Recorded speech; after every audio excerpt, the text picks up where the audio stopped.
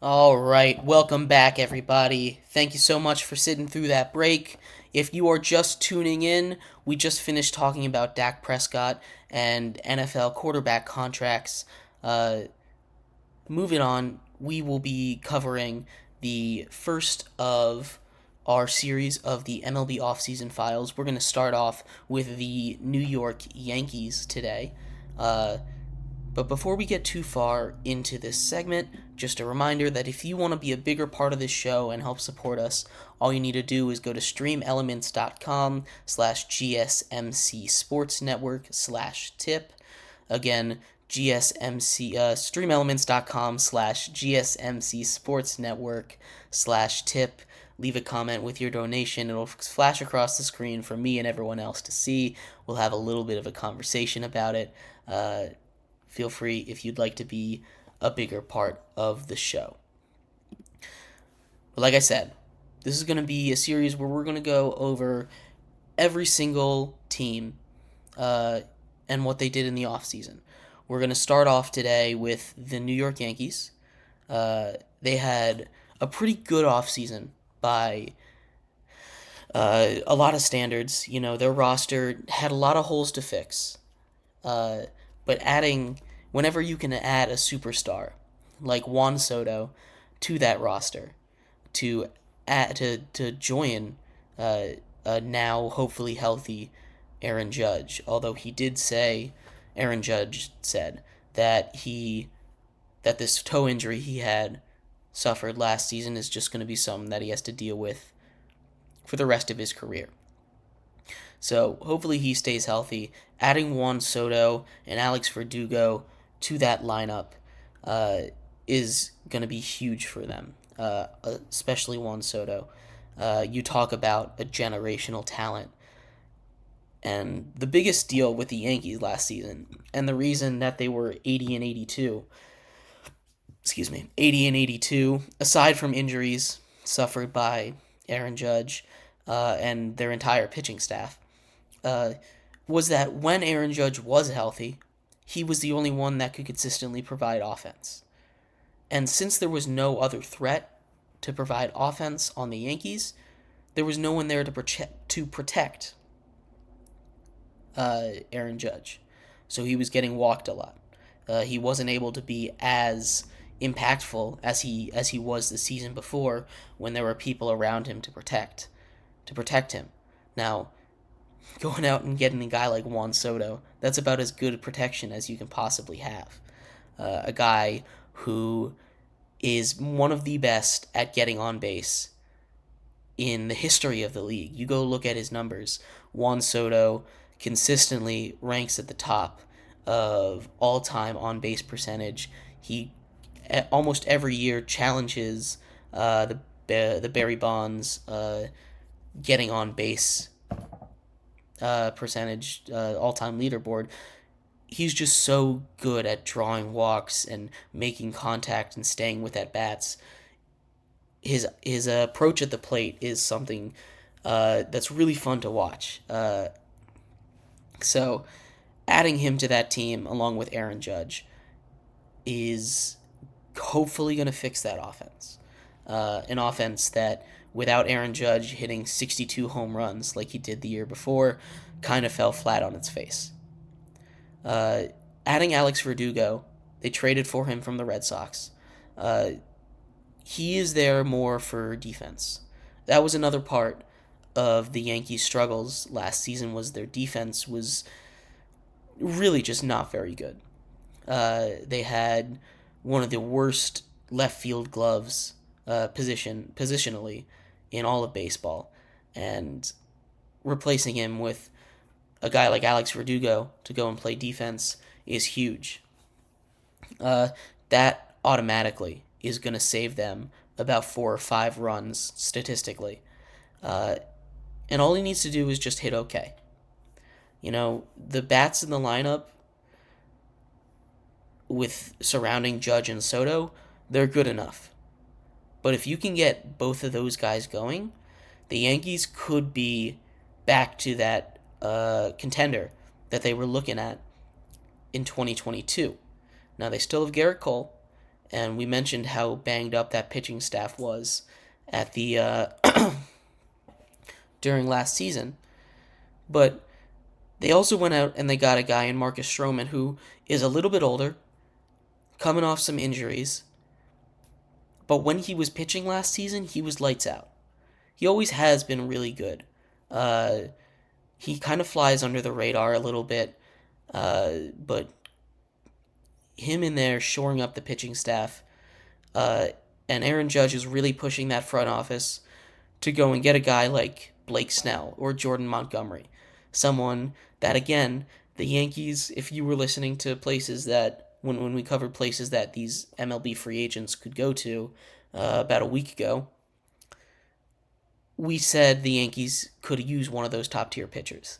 And Blake Snell, his name is the biggest one out there. Obviously, coming off a season where he won the Cy Young Award for the second time in his career, coming off a season and still being unsigned, really is one of those big mysteries in baseball. Is there something that teams are scared of with him? Is it something that he's asking for in contracts? Uh, is it something that his agent is doing? Scott Boras is his agent. He notoriously is a tough negotiator, uh, at least with the Nationals, who that's my hometown team. So that's my experience with Scott Boras there. Um, but having him, but it raises some question of what is going on with Blake Snell and some of these other major guys that haven't been signed yet. Blake Snell has been in push from a lot of these major stars of the league. Aaron Judge pushing for him to come to the Yankees. Mike Trout, we talked about yesterday, pushing for him to come and play for the Angels, making these front offices make a move. And pitchers and catchers have reported for a week now. The longer that they wait, that Blake Snell waits to sign, the longer it's going to take for him to get ready.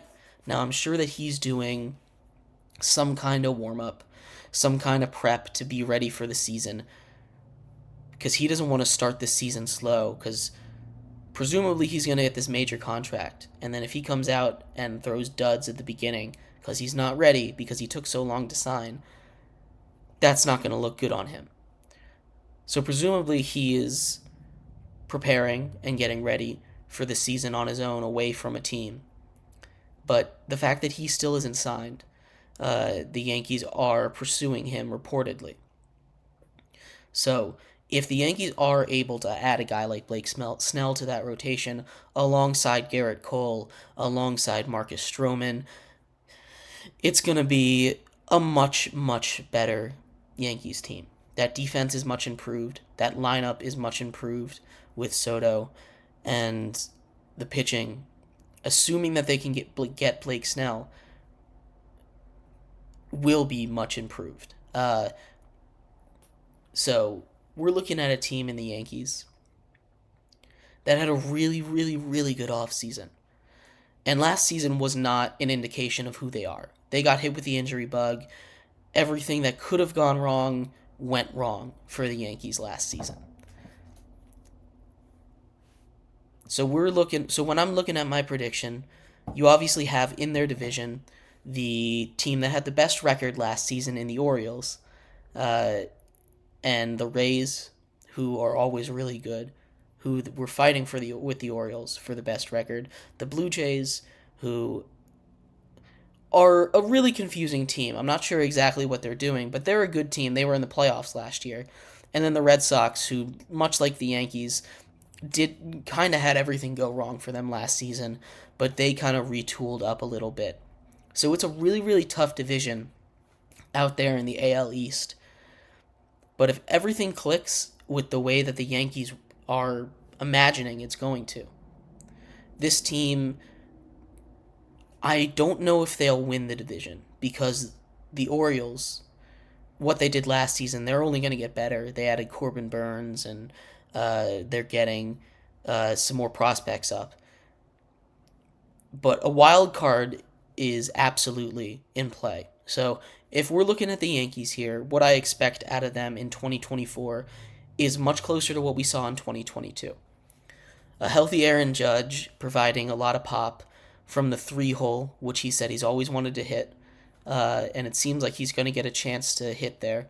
Uh, Ahead of him, Juan Soto getting on base, causing havoc, making it easier for Aaron Judge to, get his pitch, make some havoc on the base paths, and then uh, the pitching staff. Garrett Cole, uh, always at a Cy Young level. Uh, Marcus Stroman, if he can come back like he was before he got hurt at the middle of last season, that's going to be really good. This team should compete for the division, should be a lock for the wild card as long as they stay healthy. Now, that's their ceiling. Their ceiling is competing with the Orioles for the division. Their floor is what we saw last season, mediocrity. The pitching staff and that bullpen leaves a little bit to be desired. They don't have that elite closer, but they do have Garrett Cole. And Garrett Cole is enough, really, to propel that pitching staff to be one of the top pitching staffs in the league on his own, because he is that good. But their floor, we talked about their ceiling. Their floor is that 82 and 80 that they had last season. This season for them, though, with Juan Soto being on a 1-year contract, is World Series or bust.